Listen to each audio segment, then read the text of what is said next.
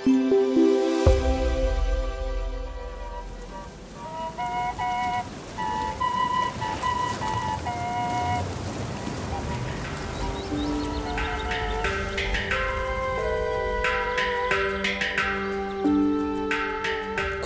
Sistem Pangan Lestari telah menyelenggarakan pelatihan sistem pangan dengan metode berpikir sistem untuk pastor, suster, dan Ketua Komisi Keuskupan Labuan Bajo dan Keuskupan Ruteng.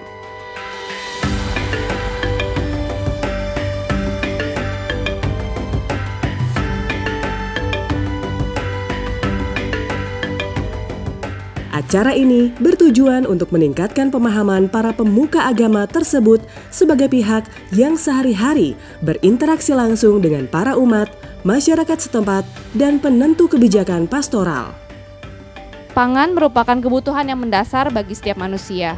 Selain untuk memenuhi rasa lapar dan kecukupan gizi, jutaan masyarakat Indonesia juga bergantung pada sektor pangan untuk menjadi mata pencaharian.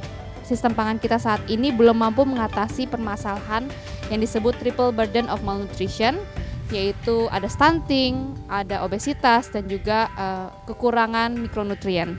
Kita sadari bersama bahwa transformasi sistem pangan di Indonesia perlu dilakukan dan peran setiap pihak dari berbagai latar belakang sangat penting dalam upaya ini. Termasuk diantaranya juga adalah peran para pimpinan agama dalam mengajak umat berubah menuju gaya konsumsi pangan yang lebih lestari.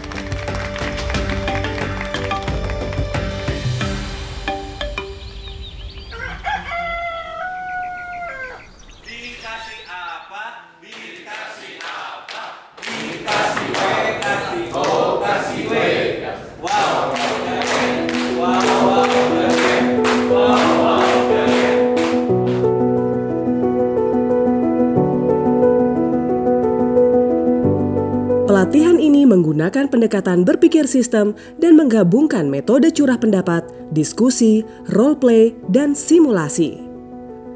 Materi pun disampaikan dengan pendekatan orang dewasa atau POD. Sistem dipandang sebagai cara untuk melihat situasinya, satu hal. Yang kedua, bisa jadi alat untuk menentukan intervensi mana di titik unsur mana yang efektif dan efisien. Pendekatan yang digunakan adalah pendekatan orang dewasa. Dalam pendekatan orang dewasa itu, peserta tidak hanya dikasih pengetahuan, tapi dilibatkan dalam proses mendapatkan pengalaman.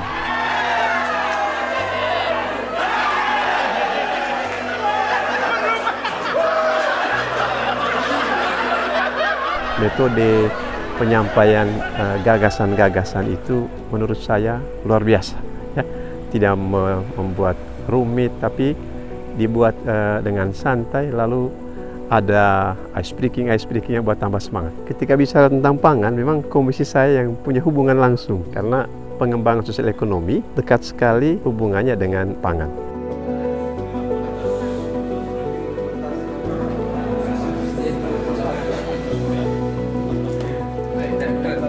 Terima kasih kepada teman-teman koalisi ini yang sudah membantu kami menyediakan resources. Meskipun ada banyak kesibukan, tapi kita bisa hadir bersama di sini, berdiskusi, berproses bersama untuk membangun sebuah sistem kehidupan kita bersama yang lebih baik.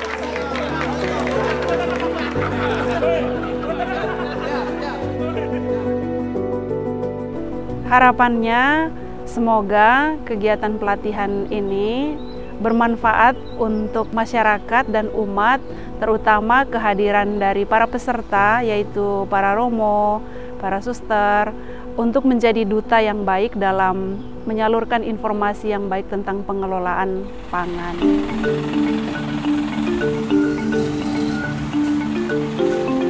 Rangkaian pelatihan ditutup dengan kegiatan penanaman pohon tanaman pangan di sekitar rumah keuskupan.